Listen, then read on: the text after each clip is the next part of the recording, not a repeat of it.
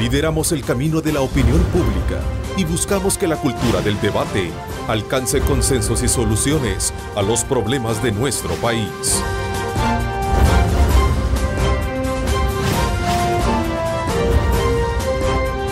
Diálogo con Ernesto López.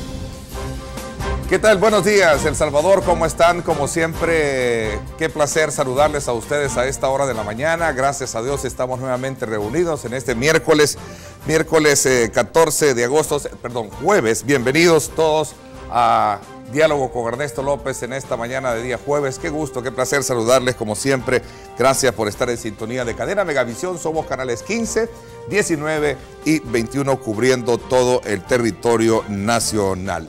En el país continúan los esfuerzos por introducir nuevos métodos que permitan trabajar en la prevención de violencia juvenil y sobre todo también trabajar en la apuesta porque los adolescentes, sobre todo de los lugares más empobrecidos, alcancen mejores niveles de educación como ruta para convertirlos en jóvenes, digamos, en situación de desarrollo. Así es que ese es un punto bien importante que acotarlo en la introducción de nuestro programa del día de hoy.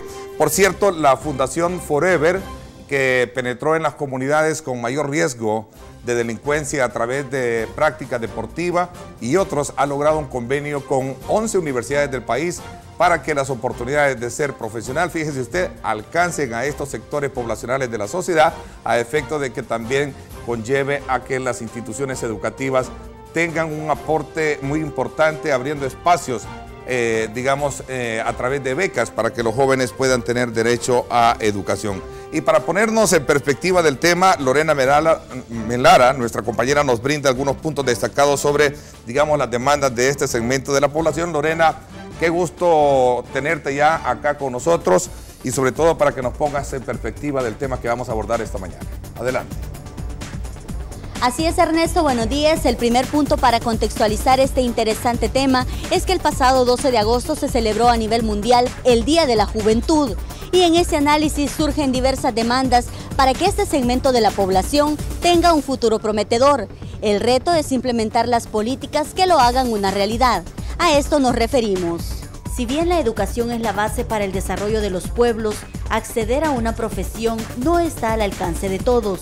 Y aunque no es único de nuestro país, sí requiere suma atención. Tienes la pobreza, la desigualdad y jóvenes que están creciendo sin una visión de un futuro mejor, sin posibilidades de visualizar, de qué hago con mi empleo, con mi trabajo, cómo voy a cuidar mi familia. Entonces le hace entre violencia y falta de un plan de futuro, le hacen que busquen soluciones alternativas. Según datos de Naciones Unidas, en América Latina, un aproximado de 11 millones de jóvenes viven con menos de $1 por día, a lo cual se suma un entorno de violencia que les vulnera otros derechos desde su infancia. La integridad física es la principal vulneración a los niños y niñas, tanto de manera directa por las familias como también por la situación de violencia social. Pasar de las palabras a los hechos para que la juventud no se deje seducir por la delincuencia todavía requiere mayores esfuerzos. El último informe sobre la Juventud Mundial de Naciones Unidas señala diversas frustraciones ante la situación económica de cada país y como resultado el fenómeno de la migración y en el peor de los casos la violencia.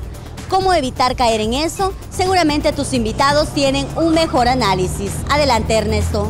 Cómo no, muchísimas gracias, Lorena Melara, que sin duda alguna todos esos elementos que se logran esbozar en esa presentación nos van a ayudar a poner todavía más en contexto el tema que esta mañana queremos presentarle al país y que tiene que ver precisamente qué se puede hacer, qué se está haciendo para poder atender un nicho de población de jóvenes que sin duda alguna necesitan del respaldo del Estado, del respaldo del sector privado, del respaldo de sectores o instituciones educativas a efecto de tener un mejor futuro. Es muy difícil conceptualizar el tema de la pobreza cuando se trata como una forma de vida. La pobreza es un estado de vida.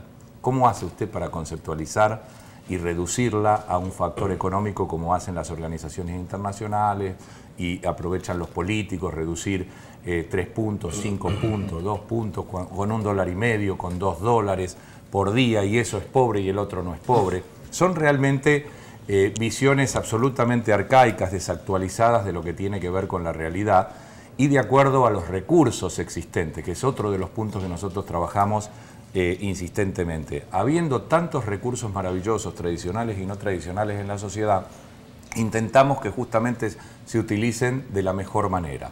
El 30% de los cupos de ingreso de cada universidad serán adjudicados a los jóvenes que estudien en las comunidades empobrecidas. Eso es un logro, es un cambio histórico para la educación de este país y para Latinoamérica, pero no solo queda en eso, sino que hay un cambio en la forma de ingreso.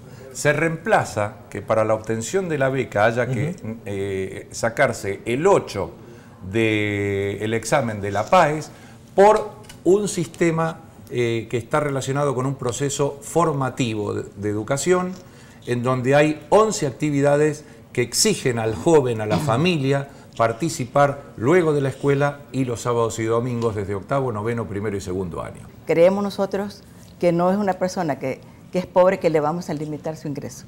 Como universidad estamos convencidas que si hacemos un esfuerzo entre todas, vamos a poder llegar a grandes masas poblacionales y no solamente va a haber un efecto multiplicador en ese alumno, sino en el sector de la comunidad. A ver, entiendo que de 10 estudiantes que aspiren a estar en las universidades de ustedes, 3 van a tener la oportunidad a través de esta evaluación de indicadores educativos que tengan, digamos, un potencial académico fuerte, van a tener la oportunidad de estar con becas estudiando en las universidades de ustedes. Entiendo que así es. Queremos aclararlo. El programa tiene 3 etapas. Una primera etapa va a participarse en un bloque de ingreso de estudiantes que se espera que sean 100 estudiantes por cada universidad en el año. Pero el ingreso de estas personas no es porque yo acudo a la universidad y me inscribo, sino que va a participar en todo un trabajo.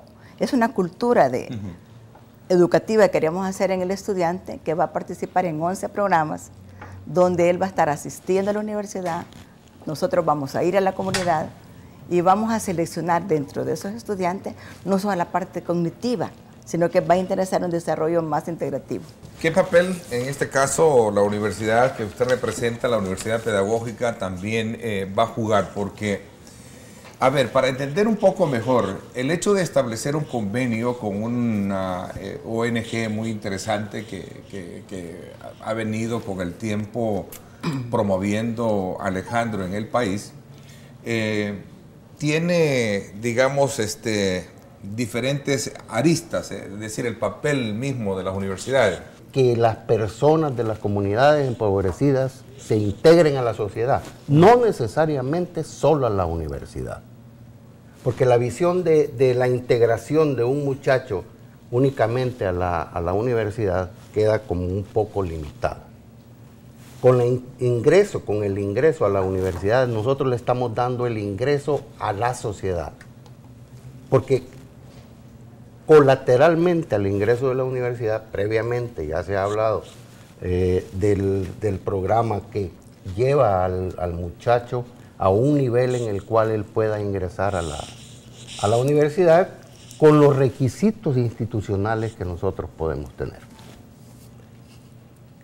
Esa es una de las facetas que tiene el programa, que es el hecho pues de darles esa visión a los muchachos que vienen de las comunidades empobrecidas, de integración a la sociedad. Pero esa es una vía. La otra vía es que la universidad llegue a la comunidad. Que nosotros como instituciones de educación superior tengamos la posibilidad de comprender, de entender cuáles son los niveles de pobreza existentes en las comunidades. Usted sabe que yo estoy en desacuerdo con Kofi Annan. ¿Por qué? Porque es absolutamente incompleta ese pensamiento. Una sociedad que aísla a sus jóvenes, una sociedad que aísla a sus 50%, una sociedad, nuestros países latinoamericanos están absolutamente divididos entre los que viven más o menos bien y los que viven realmente desigualdad, mal. sí, claro, entonces hay dos mundos, dos ámbitos. Una sociedad que aísla a sus jóvenes. ¿Y qué pasa cuando aísla a sus viejos?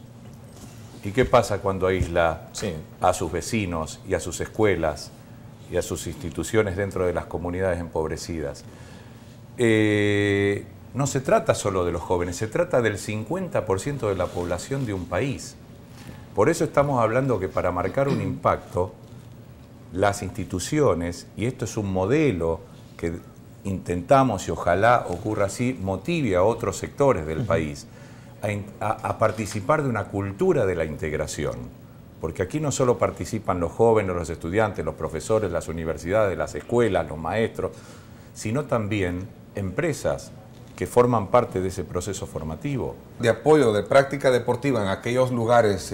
Ya la práctica deportiva. Sí, a eso voy. Y luego entras con otros talleres de capacitación, porque yo he sido testigo del trabajo que tú has hecho, y ahora tú vas más allá. Mucho tú vienes más allá. y jalas, perdóname la expresión, a la buen salvadoreño, e incorporas a universidades como esta. Exacto, porque yo me di cuenta, Ernesto, que me equivoqué. Durante 7 años yo dejé a mis hijas, yo dejé a mi socio, me dediqué de 12 a 16 horas a hacer un programa de fútbol. Lo valorizaron como uno de los programas más importantes del mundo, vino FIFA, intentaron poner figuras deportivas. Exacto. Y tiene un impacto muy grande, pero lo hice pensando que los jóvenes iban a incorporar un modelo de aprendizaje para ser trasladado a sus vidas y eso los iba de algún modo a arrancar de esos ámbitos de la pobreza. Y me di cuenta que no alcanzaba, que sí puede ser una actividad importante, pero que con eso no alcanzaba. Entonces la lucha es contra la pobreza desde una dimensión totalmente diferente. De hecho, ahora vengo a entender y a comprender, si no tenemos ni arreglado nuestro propio fútbol, ¿cómo podrías haberlo arreglado desde esa perspectiva? Bueno, en realidad yo lo que me di cuenta es que el fútbol, con la práctica, que ninguna actividad así aislada, pero hablo de fútbol legalmente establecido en nuestro país. Tenés una... Ahora tenemos, ¿sabe qué? Empiezo a tener esperanza. Pero empiezo a tener esperanza porque hay una persona que yo conozco hace muchos años que se llama Jorge Rajo, que ahora me enteré que es el presidente. Entiendo que le tengo confianza a Jorge. Lo conozco hace muchos años, empiezo a pensar que institucionalmente puede salir adelante. Analizando las cifras nacionales, que sigue habiendo un grupo muy representativo de este país que no entra a continuar sus estudios. Y eso lo podemos ver en la pirámide educativa. En la base van los hasta la básica, pero al entrar al bachillerato, veamos cuántos se examinan en la PAES. En la PAES son 70,000 estudiantes. ¿Cuántos ingresan a las universidades? 25, 30,000 estudiantes. Muchos jóvenes, sus aspiraciones a veces siempre están muy limitadas en ese sentido. Llegan hasta el bachillerato y estando en el bachillerato, como decía Cristina, que nos escribe a esta hora de la mañana y dice: el bachillerato gratuito de calidad o ir a la universidad da una expectativa de ser profesional, pero el problema es que después no hay trabajo. Ahí va la escala, ahí va el embudo que hablaba bien, ¿verdad? ¿Cómo acceso, cómo llego a la universidad? Después de la universidad, ¿cómo encuentro trabajo? O sea, ahí está. Pero eso es parte de la estructura social en la cual nosotros vivimos. Estructura social que está reforzada, obviamente, por la estructura económica del país. Este tipo de situaciones son las que vienen y limitan en alguna medida. Y en ese sentido, las universidades son las que estamos trabajando, no solamente con la comunidad, nosotros en la comunidad, sino que la comunidad en nosotros. Esa es la integración que nosotros estamos buscando. Yo le aseguro que todos estos chicos, todos estos jóvenes que están acostumbrados a vivir con tantas dificultades, cuando tengan su título, serán grandes guerreros para buscar se las arreglarán porque ya tendrán otra estructura de vida, otra forma de vida, otra manera de entender. Porque todo ese proceso formativo los va preparando y ya después la universidad también se completa, Ernesto. Yo pienso que la visión hay que cambiarla, el asistencialismo hay que quitarlo, que la gente no se sienta, que se sienta partícipe de esa actividad. Yo creo que tenemos que cambiar la mentalidad de llevar las cosas a los alumnos. Esto se va a poder detener la violencia en la medida que cada quien tenga satisfecho sus necesidades básicas, que tenga un horizonte donde diga cuál va a ser mi progreso, pero no me lo va a dar ni una empresa buscando un empleo, ni un gobierno, sino que tratemos de desarrollar en los alumnos la autosuficiencia.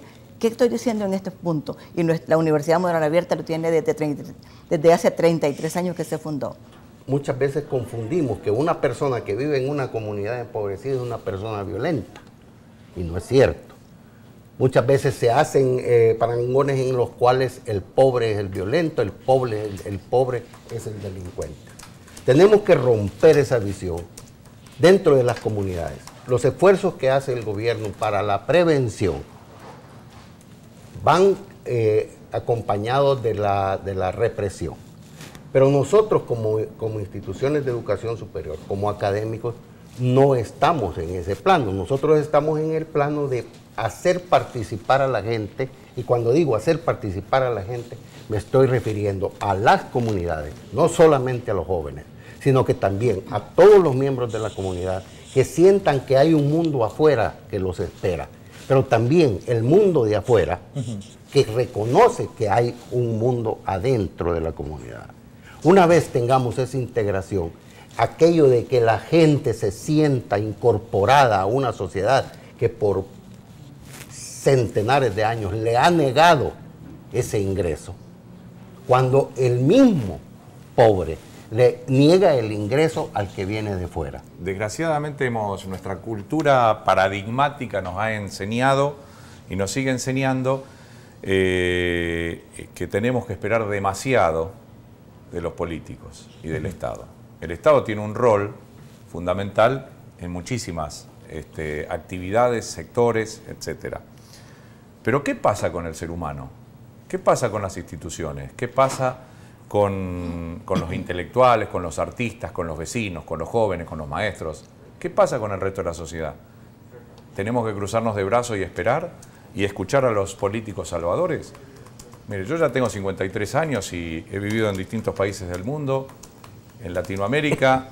Yo ya descreo en líneas generales de los políticos. No espero demasiado de los políticos, porque es casi un insulto a la inteligencia del ser humano esperar demasiado de los políticos. ¿Por qué? Porque anularían nuestro pensamiento, nuestro accionar, nuestro ser.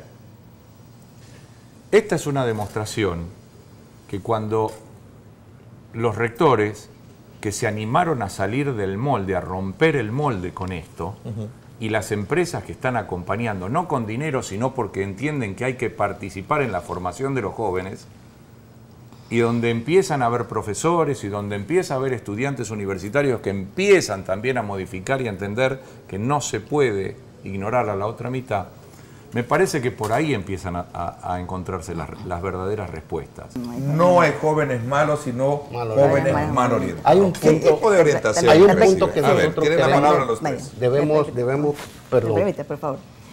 Yo pienso que el ponerle un calificativo a los jóvenes, simplemente desde fuera viendo las cosas, entonces eso es tal vez hacer un juicio demasiado apresurado. Sabemos que hay problemas y los problemas no son ni de esta década, sino que vienen 50 años atrás. Sí, pero es un problema con el que tienen que lidiar ustedes. Por supuesto.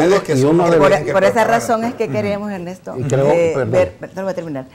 Por eso queremos tener otra visión, no una visión acartonada de lo que se puede bajar. Los estudiantes deben ser parte de su cambio, de su transformación. Todos tenemos que aprender de todos. Sí, pero el Estado influye mucho en la orientación, en la educación, en la capacitación de todos. Y es realmente, precisamente es parte de lo que estamos conversando en este momento. Si podemos observar nosotros el error de origen que nosotros como universidades podemos tener, es estar pensando que nosotros vamos a darle beca a aquellos estudiantes que tienen 10 en la PAES, 8 en la PAES. Nosotros no hemos pensado en que realmente, y eso es parte del desconocimiento que tiene la sociedad, de la otra parte que está en las comunidades. Esta gente no viene preparada, dijéramos, académicamente a las universidades. ¿Qué hacemos las universidades? Eso es entender el rol de la universidad, eso es entender el rol del educador. El educador es aquel que debe de llevar al alumno, al estudiante, al que va a aprender, precisamente a un nivel en el que pueda entender lo que va a aprender, porque estamos trayendo talentos. Sabemos que hay talentos en las diferentes comunidades, pero ¿qué pasa con aquellos que no tienen o que no se les ha descubierto ese talento? ¿Los vamos a dejar a un lado? No, precisamente ese es el rol de la universidad. Hay una educación que es más importante que la educación formal que se recibe.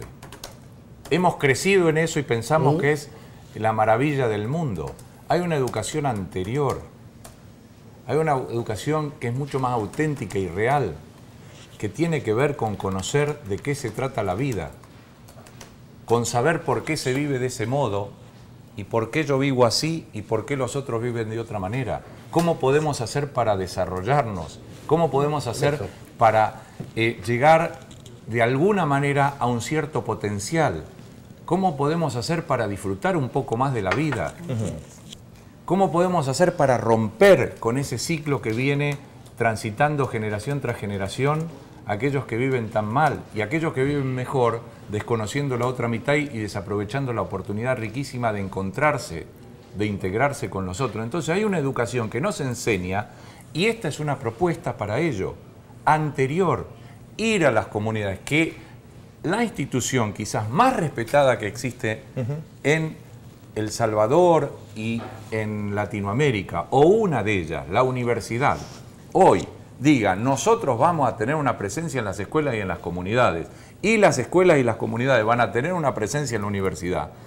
Es una cultura de la integración que realmente es un modelo para el resto de los sectores, para el resto de las instituciones e incluso para el mismo Estado. El Estado tiene una función fundamental, pero que no va en contradicción, debe acompañar todo esto. Pero aquí son tendaladas de periodistas. Y voy a comenzar ahí para que no se vayan a sentir mal alguien más que ejerza otra profesión. Son tendaladas de abogados, son tendaladas de administradores de empresas, etcétera, etcétera. Y la gran pregunta es, ¿el país lo requiere? Que nosotros vemos al sector privado y al sector público como empleadores, no como participantes de un programa estructural que trata de sacar a una sociedad de la pobreza. Precisamente participando no como empleadores, sino como facilitadores, tanto el gobierno como el sector privado, para que estos jóvenes puedan desarrollarse, para que estas comunidades puedan desarrollarse. Llegaríamos nosotros al sueño, por lo menos de manera particular, en que los programas sociales de los gobiernos sean casi innecesarios. ¿Por qué? Porque le estamos enseñando a la gente a valerse por sí mismas. No solo a los estudiantes, no solo a aquellos que entran a la universidad, sino que a toda una comunidad de la cual ellos son miembros, de las cuales ellos se van a desarrollar y por lo tanto los programas sociales que tienen los gobiernos van a ir siendo menos necesarios. ¿Por qué se cree que hay tantos abogados y tantos médicos? ¿Sabe dónde no hay abogados, médicos, dentistas, etcétera, etcétera? En las comunidades empobrecidas. Habrán en otros lados, en las comunidades no hay. Es que es muy buena forma como identificar. En esos lugares no hay. ¿Pero qué se creen? ¿Que allí no hay trabajo? Sí. Ahora, ¿quién quiere ir a trabajar ahí? Ahora, porque no se conoce estos lugares a donde nosotros vamos hace 10 años con los estudiantes, los profesores, algunos artistas que nos acompañan. Un saludo a los muchachos de Freeway que son los únicos artistas en 10 años que yo vengo solicitando, intelectuales de los que leen libros y dan cátedra, que se acercan en las comunidades. Por eso tengo tanta lucha con los intelectuales, con los artistas. Validen lo que ofrecen, lo que dicen, lo que pelean, lo que enseñan en las comunidades. Fácil hablar desde el podio, desde los libros, o a ver si vamos a creer ahora que todo lo que leemos en los libros es correcto. Dos pedagogos y no salvadoreños, que es Alejandro, y habla de Picardo, de Oscar, que también que no está, que por cierto un saludo especial también a la Universidad Francisco Gavidia, patrocinadora de este programa también. Dice, dos pedagogos y no salvadoreños conocen mejor la realidad educativa de nuestro país. Qué interesante. Gracias por el concepto. Pero perdóneme, yo le agradezco, pero no es así. No es así. ¿Sabe qué? Porque el ejemplo lo dan los 11 rectores. Ellos tienen un mérito que han roto con una cultura y con una tradición. Y el mérito es de ellos.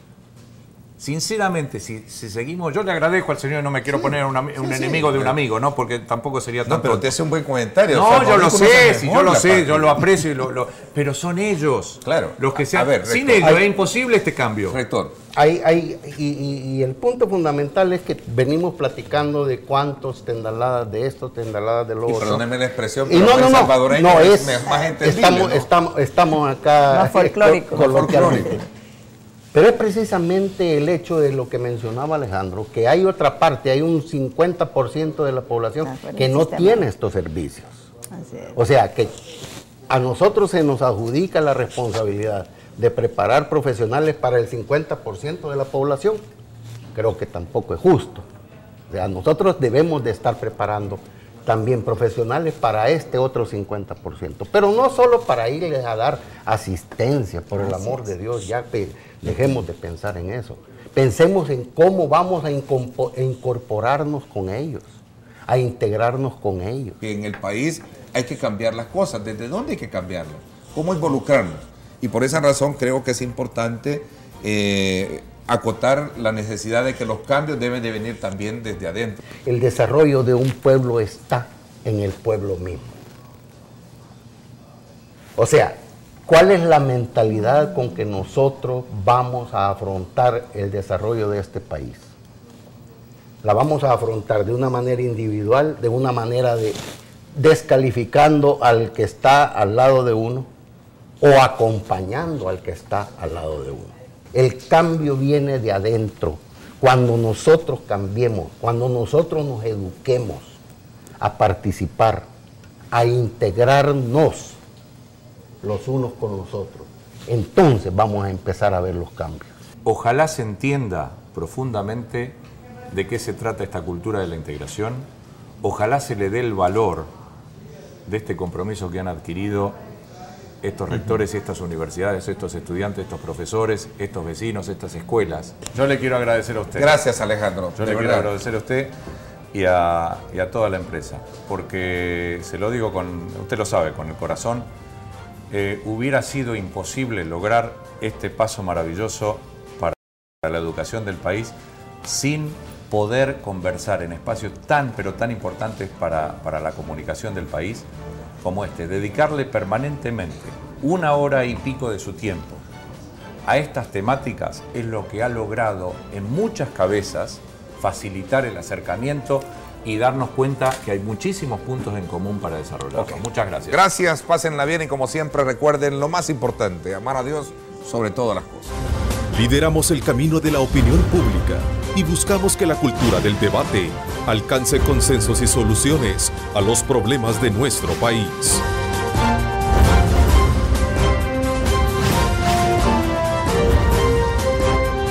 Diálogo con Ernesto López.